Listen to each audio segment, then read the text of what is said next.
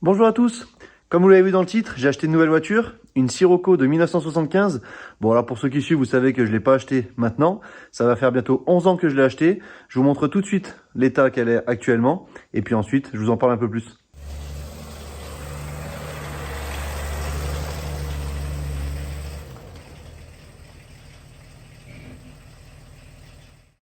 Voilà l'état actuel de la voiture.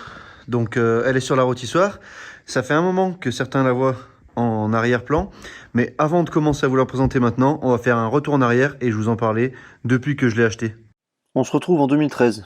Je me balade sur le bon coin en cherchant un projet de restauration qui pourrait me plaire et je tombe sur ça. Une Volkswagen Sirocco de 75, déjà pas courant en ce moment-là, ça me tente vraiment malgré l'état sur les photos. Elle se trouve près de Disneyland Paris et je décide de louer une remorque et de faire plus de 1000 km aller-retour pour aller la chercher. Arrivé sur place, une donneuse était là également pour pièces. Les deux auraient servi de donneuse pour la plupart des gens, mais j'ai envie de la refaire. On charge les pièces détachées dans le fourgon et la voiture sur la remorque, et c'est parti pour le retour.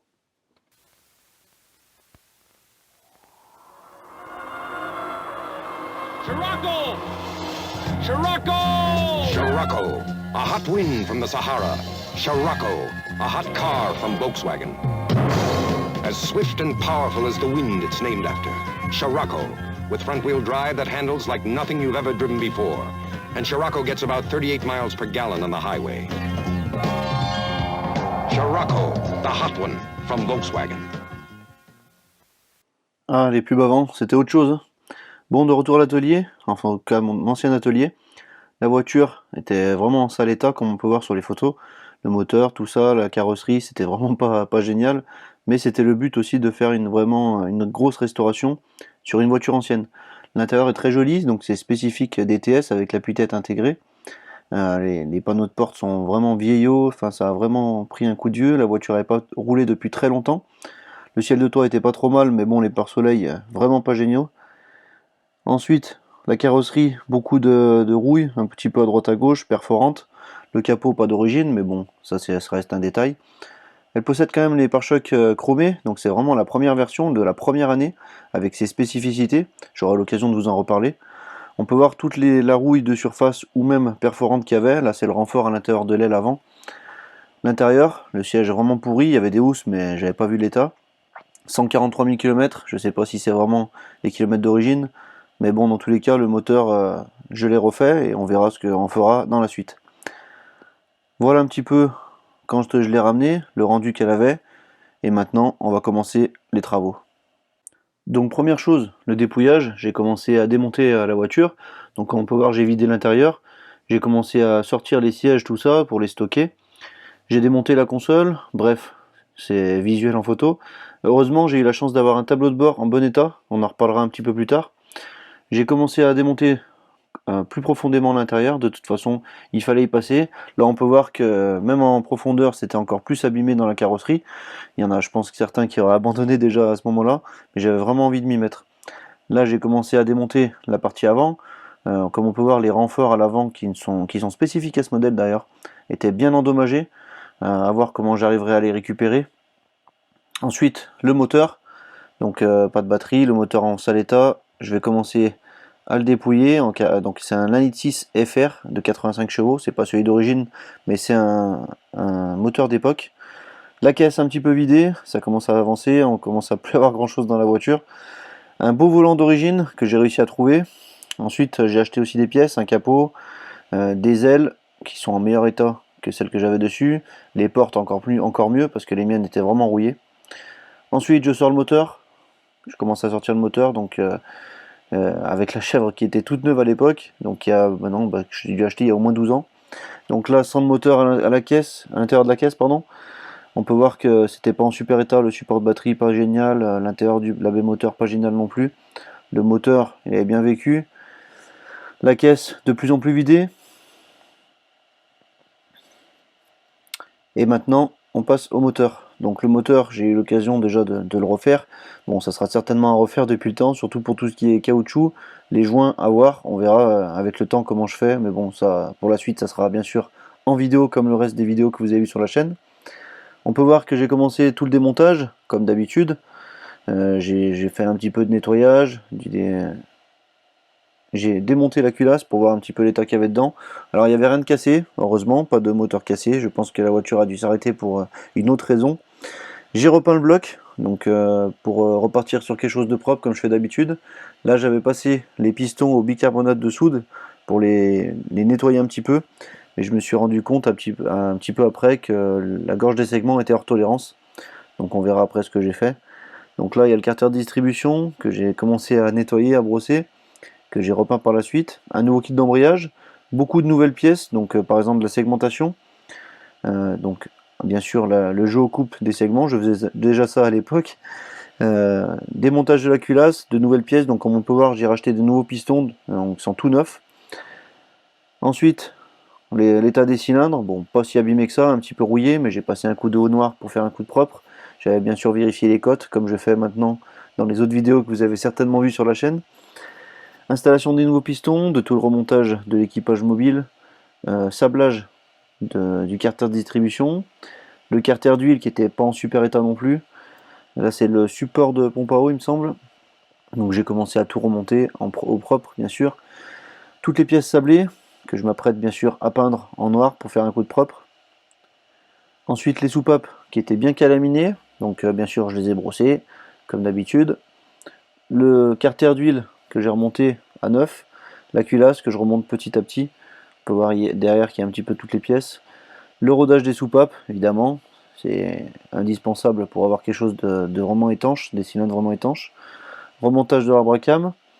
Ensuite, réglage au jeu des soupapes. Tout était bon, donc j'ai eu de la chance, pas besoin de changer quoi que ce soit. Remontage un petit peu du moteur, donc ça fait un bon coup de propre déjà. Distribution, qui sera à refaire parce qu'elle a été faite il y a trop longtemps, le moteur a même pas tourné depuis, mais bon, c'est pas très grave. Le collecteur d'échappement, que j'ai sablé et que j'ai pu repeindre avec une peinture spécifique. Donc c'est une peinture spécifique pour les collecteurs. Ça fait aussi un bon coup de propre avec des écrous en cuve, comme on peut voir, un peu plus facile à démonter. La descente d'échappement, et ensuite on passe à la boîte de vitesse. Donc j'ai démonté la boîte de vitesse pour mettre un coup de propre. Ça me permet de vérifier aussi un petit peu à l'intérieur si les pignons n'étaient pas cassés. Tout était en bon état. L'huile un peu vieille, mais bon, ça m'a permis de tout nettoyer.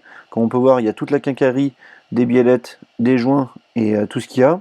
Sablage de certaines pièces et de peinture, donc des pédales d'accélérateur, tout ça. Remontage de la boîte. Et ensuite, j'ai décidé d'acheter une rôtissoire. Donc je voulais la fabriquer, mais en fait, j'en ai trouvé une bonne affaire que j'ai dû modifier un petit peu, que j'ai repeint, et voilà l'état donc de la caisse sur la rôtissoire. C'est vraiment un outil qui est super bien pour faire de la carrosserie, de la grosse carrosserie, parce que ça permet de ne pas devoir se coucher dessous, pas se lever par-dessus la carrosserie. On peut accéder à tous les endroits de la carrosserie sans s'embêter, et là, comme on peut voir, il y en avait bien besoin.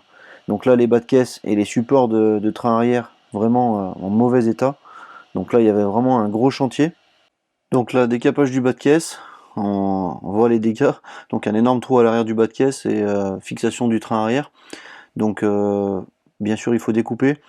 Il faut que j'enlève tout ça pour enlever toute la rouille qui est perforante, quoi, du coup, pour reconstruire tout ça. On peut voir que même le renfort à l'intérieur est abîmé. Là, c'est le côté passager, le côté d'aile passager, bas de caisse passager, pour voir un petit peu les dégâts de base. Et là, c'est conducteur. Donc le renfort, comme on peut voir, il est bien abîmé. Là, c'est la jupe avant. Là, c'est le dessous. On peut voir que j'ai commencé à décaper le dessous de la caisse, enlever tout l'anti-gravillon pour pouvoir repartir sur quelque chose de propre. J'ai voulu m'essayer au sablage pour les premières fois, donc c'était en 2013 ou 2014, je sais plus, et c'était pas franchement une grosse réussite, parce que tout ce qui est anti-gravillon, ça bougeait pas. Là, j'ai découvert que sur l'aile arrière, il y avait un gros impact, donc on en reparlera après. Décapage des passages de roue, donc comme on peut voir l'impact qu'il y avait eu, une mauvaise réparation. Là, le bas de caisse, et ensuite les essais de sablage de la caisse. Donc le décapage de l'avant aussi, toujours le bas de caisse passager, et enfin le sablage. Donc comme j'ai dit, ça n'a pas fait vraiment comme je voulais. J'ai essayé de faire au mieux que je pouvais, mais on peut voir que je suis vite retourné à l'intérieur sans avoir tout sablé. Donc là j'avais fait quand même un petit peu l'intérieur, c'était l'endroit le plus simple. Le support de batterie, le bas de caisse passager encore une fois, pour voir vraiment les dégâts. Et enfin, j'attaque la tôlerie, donc là j'ai enlevé le renfort côté conducteur qui était vraiment pourri, j'aimerais beaucoup le garder. L'intérieur est vraiment en mauvais état mais pas trop perforant. Et du coup derrière c'était aussi pourri. Donc il faut tout refaire ça, l'intérieur de l'aile avant. Bien sûr, je ne vais pas laisser comme ça, donc j'ai commencé à enlever. Donc là c'est l'intérieur du support de renfort à l'avant. Là, même en brossant, on peut voir que c'est vraiment en sale état. Donc pas le choix, il fallait découper. Il fallait vraiment refaire des patrons pour pouvoir refaire toute cette forme. J'aurais pu mettre une tôle plate pour faire quelque chose de simple, mais j'ai voulu faire comme d'origine, avec les formes d'origine, qui sont pas forcément les plus simples. Mais j'ai formé du mieux que je pouvais une tôle que j'ai adaptée par rapport à la forme d'origine. Ensuite, à l'arrière, il fallait quand même réparer avant de remettre cette tôle, donc j'ai refait des petits patchs pour réparer tout ça. J'ai découpé les tôles qui étaient vraiment abîmées pour repartir sur une base saine, même si c'est des endroits qui ne se voient pas, il faut quand même faire les choses comme il faut. Et du coup, c'est ce que j'ai fait, en tout cas j'essaye de faire du mieux que je peux encore une fois. Là, je réinstalle et j'ai pointé la tôle de remplacement, que j'ai formée moi-même. On peut voir que là j'ai tout soudé, j'ai meulé les soudures. Alors c'est pas parfait, mais bien sûr j'essaie de faire du mieux que je peux. Ensuite, à l'avant, pareil, il faut que je change la tôle, donc c'est ce que j'ai fait. C'est pas des endroits les plus visibles. Là, on peut voir deux supports moteurs. Donc il y avait le support moteur d'origine à gauche et le support vissé à droite qui supporte le 1,6 litre. Et du coup, il y avait un trou dans l'aile avant pour faire passer les vis. Donc j'ai supprimé le support d'origine en gardant le support du 1,6 litre. J'ai rebouché à l'intérieur de l'aile avant parce que j'ai pas envie que le support soit vissé. Et bien sûr, je ressoudrai le support. Alors je l'ai pas encore fait. Là ensuite, c'est le montant de porte que j'ai refait. L'arrière du support, enfin l'arrière du renfort, pardon, le montant, donc que j'ai changé, encore une fois le renfort que j'ai essayé de rafistoler. Alors j'ai fait du mieux que je pouvais, il y a des zones que j'ai pas encore faites, donc ça sera fait en vidéo plus tard. Ensuite j'ai acheté ces morceaux de tôlerie, les bas de caisse et les angles arrière. Alors les angles arrière je m'en servirai jamais. Et là, la jupe arrière que je suis en train d'installer dans les prochaines vidéos. Là on peut voir que j'ai tout découpé le bas de caisse, et que même l'intérieur du bas de caisse était pourri. Donc bien sûr, encore une fois, là il y a le renfort de bas de caisse. Bien sûr, encore une fois, il fallait remplacer tout ça. Je ne pouvais pas laisser tout ça dans cet état, de toute façon c'était impossible, sinon la voiture était épave, plus aucune rigidité. Donc j'ai refait tout ça. On peut voir que j'ai enlevé pas mal de morceaux, un gros morceau de la caisse, ça peut faire peur à certains j'imagine, mais j'ai essayé de reformer tout ça du mieux que je pouvais, avec la forme d'origine bien sûr, et pour que ça soit le plus invisible possible. Alors vous voyez ça, mais j'espère qu'à la fin ça se verra plus du tout. On peut voir des pièces que j'ai formées par rapport à la forme d'origine, que j'ai ressoudées en place, et que j'ai bien sûr meulé les soudures. Ensuite, petit à petit, ça se reconstruit. Là, c'est l'avant du passage de roue arrière, pour la fin du bas de caisse, pour pouvoir ressouder à l'intérieur. Donc là, j'ai refait le renfort à l'intérieur, avec les trous d'origine.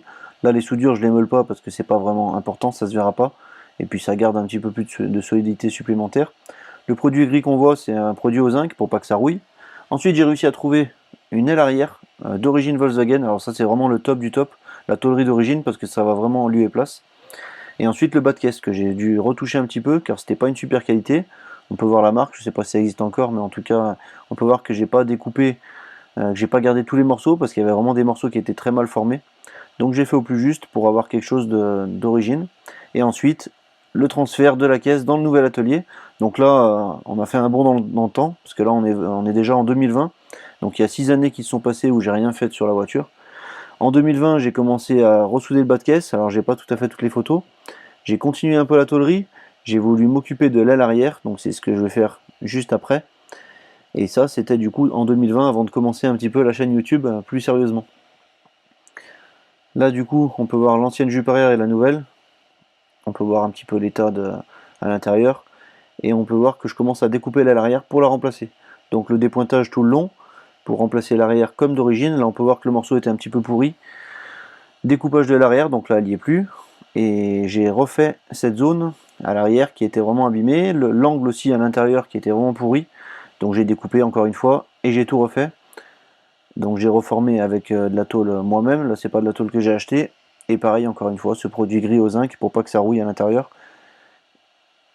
Ensuite, préparation de l'aile arrière pour la pose sur la caisse.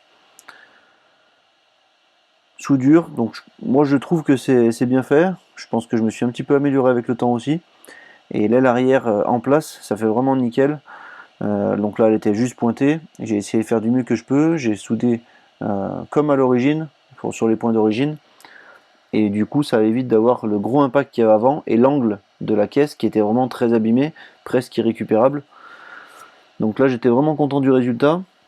Ensuite de l'autre côté, l'angle était aussi un petit peu pourri. J'ai pas utilisé les angles que j'ai achetés encore une fois, que je vous ai montré juste avant, parce que c'était vraiment la mauvaise qualité je trouve, avec des pliures tout ça. Donc là j'ai décidé d'y refaire moi-même et de reformer tout en partant d'une feuille de tôle plate à la base, et de refaire quelque chose de propre et d'origine, et j'espère de durable. Donc là encore une fois c'est tout reconstruit. L'angle, je garde celui d'origine que je vais remettre des patchs à l'intérieur. Voilà, j'ai formé de la tôle un petit peu arrondie. Alors j'ai pas de roue anglaise, mais en tout cas j'ai fait du mieux que je pouvais. Et ensuite voilà, en place une fois ressoudé. Un petit patch ici sous l'emplacement de la roue de secours, parce que c'était pourri. Et ensuite un formage un petit peu de la jupe arrière. Alors c'est pas la pièce de plus mauvaise qualité, mais elle n'était pas non plus nickel. Donc j'ai essayé de faire au mieux pour l'adapter. Aujourd'hui elle n'est toujours pas soudée, mais j'avais commencé à l'adapter. Et bien sûr ça sera fait dans les prochaines vidéos pour la soudure. Là on peut voir un petit peu l'état du bas de caisse passager que j'ai commencé à découper aussi. Ça sera fait dans les prochaines vidéos parce que c'est toujours pas fini. Parce que entre temps j'ai attaqué la chaîne YouTube et je vous ai bien sûr montré tous les projets que vous pouvez encore voir en vidéo sur la chaîne. Donc là on peut voir l'état du côté droit qui était quand même moins abîmé que le côté conducteur, mais il y a quand même pas mal de boulot aussi. On peut voir les pièces que j'ai tout découpées pour repartir sur une base saine, comme à l'opposé, c'est-à-dire du côté conducteur. De retour en 2024, cette voiture je ne l'ai pas privilégiée durant toutes ces dernières années, je l'ai laissée de côté malheureusement, pourtant je l'adore cette voiture, elle me fait vraiment envie. Pour expliquer, je fais beaucoup de voitures en restauration et en fait à la fin quand elles sont terminées, je me sens un petit peu obligé de les vendre parce que j'ai besoin de trésorerie pour continuer et vous montrer d'autres projets. Cette voiture, j'avais pas envie de la finir et de devoir la vendre. C'est peut-être ce qui va arriver, mais en tout cas c'est pas le but principal, j'aimerais en profiter. J'aimerais garder une voiture ancienne de côté en attendant d'en finir une autre, pour m'en séparer d'une des deux et toujours en avoir une en stock pour pouvoir aller me promener. Bref, je pense que vous me comprenez. Maintenant, cette voiture, j'aimerais au moins faire la carrosserie, finir la tôlerie et la peinture, ça serait bien. Il y a beaucoup de quincaillerie qui est un peu compliqué à trouver. Les joints sont très chers. Bref, c'est une voiture qui peut coûter assez cher. Je vais vous en parler un petit peu plus. Celle-ci a des spécificités que n'ont pas toutes les Sirocco. Alors tout d'abord, les Sirocco 1, donc les premières générations comme ça, ont été fabriquées et sorties avant la Golf 1. Donc c'est le même châssis, sauf que la caisse est plus basse, donc c'est plus bas qu'une Golf 1, c'est un petit peu plus large, mais la base reste la même. Pour la mienne, elle a la spécificité d'avoir 2 essuie-glaces, comme vous allez voir. Et ça, c'est une spécificité qui était uniquement la première année de production. Donc de début 74, on va dire de mars 74 à l'été 75. Celle-ci est de début 75. Et du coup, elle a cette spécificité, pardon, j'arrive plus à parler. Sinon, après, les Sirocco avec qu'un seul essuie-glace. Ensuite, elle a d'autres spécificités, comme par exemple ses renforts dans les ailes avant. Alors, c'était des renforts qui étaient vendus aussi séparément pour les voitures de rallye ou d'origine sur les premiers modèles, mais c'est assez rare. On peut voir le mien qui est bien rouillé de ce côté, et de l'autre côté il était vraiment en charpie, mais je vous en parlerai un petit peu plus tard dans une future vidéo, je pense, au sujet de la tôlerie. Il me semble aussi qu'elle a la spécificité d'avoir cette lame à l'avant en acier, alors que certaines l'avaient en plastique et c'était une jupe lisse. Vous me corrigez si je me trompe pour ceux qui connaissent vraiment bien ces voitures. Et elle a certainement d'autres spécificités en plus que là qui ne me viennent pas en tête. L'avantage de la rôtissoire, comme vous avez pu le voir certainement dans les vidéos, c'est que je peux la tourner et la mettre facilement dans le sens que je veux, et puis elle reste en équilibre. Le dessous, il est facilement accessible et c'était vraiment bien pour décaper, et ça va être bien aussi pour continuer et repeindre aussi le dessous du châssis, parce que sur ce modèle, la carrosserie est peinte entièrement, même le dessous c'est peint couleur carrosserie, donc ça va faire vraiment une finition au top. Je vais essayer d'améliorer la qualité de mes restaurations en commençant par celle-ci. L'intérieur de la voiture, il est entièrement dépouillé, comme vous avez pu le voir aussi dans les vidéos. Il est partiellement sablé, j'avais commencé à le sabler, mais en tout cas, ça n'allait pas comme j'avais envie. Donc je m'étais arrêté là, c'était pas forcément nécessaire non plus. Je m'en suis rendu compte un petit peu plus tard. Et du coup, c'est vraiment la caisse à nu. Donc tous ces trous là, c'est d'origine. Normalement, j'ai de l'insonorisant qui vient dessus, qui est collé. J'espère pouvoir retrouver tous mes repères en photo lorsque je la reprendrai, c'est-à-dire maintenant. Bien sûr, la seconde vidéo, ça sera sur la tôlerie. Comme je l'ai montré dans les photos, je me suis occupé déjà de l'intérieur de l'aile avant. Il manquera bien sûr le renfort ici à refaire, qui n'est pas sur toutes les Sirocco, comme je disais. J'ai refait ce montant qui était vraiment très abîmé, des petites retouches à faire ici, à meuler les soudures. Ensuite, j'ai changé le bas de caisse, mais en changeant le bas de caisse, j'ai aussi refait toute la doublure intérieure qui était pourrie, mais vous avez dû le voir en photo. Ensuite, on arrive jusqu'à l'arrière, et aussi les fixations de train arrière que j'ai toutes refaites. Alors bien sûr là c'est brut d'acier, donc forcément c'est pas ce qu'il y a de plus joli, mais je peux vous assurer que j'ai fait du mieux que je pouvais, et ça sera beaucoup plus solide que ce qu'il y avait avant. J'ai continué vers l'arrière, et comme je vous ai montré en photo encore, pardon, j'ai changé l'aile arrière. Donc elle est coupée ici, et tout ce morceau, c'est une aile neuve d'origine. Au début, j'avais acheté juste l'angle, mais je m'étais aperçu qu'ici, il y avait un énorme impact, et du coup, ça avait tordu aussi l'angle à l'arrière. Bref, c'était pas génial. Là, c'est la carrosserie d'origine. La couleur, elle correspond à celle d'origine, qui est un rouge Malaga, mais en fait, ça c'est l'après d'origine de chez Volkswagen d'époque. Donc là, j'ai changé toute l'aile arrière. Pour changer l'aile arrière, j'ai aussi changé... Enfin, j'ai dû refaire cette partie ici, et j'ai démonté la jupe arrière qui était vraiment pourrie pour en remettre une neuve. Mais ça, bien sûr, vous l'aurez en vidéo. Il va falloir que je continue de l'autre côté pour changer et réparer le bas de caisse qui est vraiment tout enlevé. Il n'y a plus de fixation de train arrière non plus, comme vous pouvez voir. Donc là, il y a un sacré chantier, mais je vais vous montrer ça bien sûr dans les prochaines vidéos de la tôlerie. J'espère que ça vous intéressera. N'hésitez pas à me dire ce que vous en pensez en commentaire. Moi, en tout cas, je suis impatient de reprendre ce chantier sur cette Sirocco, et ça devrait pas tarder. Comme on peut voir, le bas de caisse ici, il est bien pourri aussi, mais bien sûr, j'en ai un neuf qui est là-bas. On peut voir aussi dans le coin là-bas que j'ai pas mal de pièces. J'ai acheté pas mal de pièces détachées à l'époque où je la faisais. Des portières, parce que les portières d'origine étaient bien bouffées en bas. Donc c'est des pièces bleues. J'ai des ailes avant. J'aurai certainement des pièces en double, des vitrages, un tableau de bord en double. Bref, tout ça je vous y montrerai dans les prochaines vidéos. Bon, comme vous avez vu, c'était une vidéo de présentation. J'aurais pu parler encore de plein d'autres choses, comme par exemple le moteur. C'est pas le moteur d'origine, mais c'est un moteur d'époque à l'intérieur. Mais j'aurai l'occasion de vous en parler dans les prochaines vidéos sur la Sirocco. Dans les vidéos à venir, je vais vous parler de sujets un petit peu différents pour diversifier un petit peu les vidéos. J'espère que ce projet vous plaît. Alors oui, c'est encore une Volkswagen, mais je l'ai depuis 11 ans, comme je l'ai dit, donc je n'allais pas la jeter. En plus, moi personnellement, c'est un véhicule qui me plaît beaucoup, un peu plus que les véhicules récents. J'aime beaucoup les voitures anciennes et j'aimerais me diriger un petit peu dans cette direction. N'hésitez pas à vous abonner pour ne pas louper la suite de ce projet et les autres vidéos qui arriveront. N'hésitez pas aussi à me laisser votre avis en commentaire, à me laisser des likes, ça m'aide beaucoup. Et puis moi, en attendant, je vous dis à la semaine prochaine pour une nouvelle vidéo. Salut!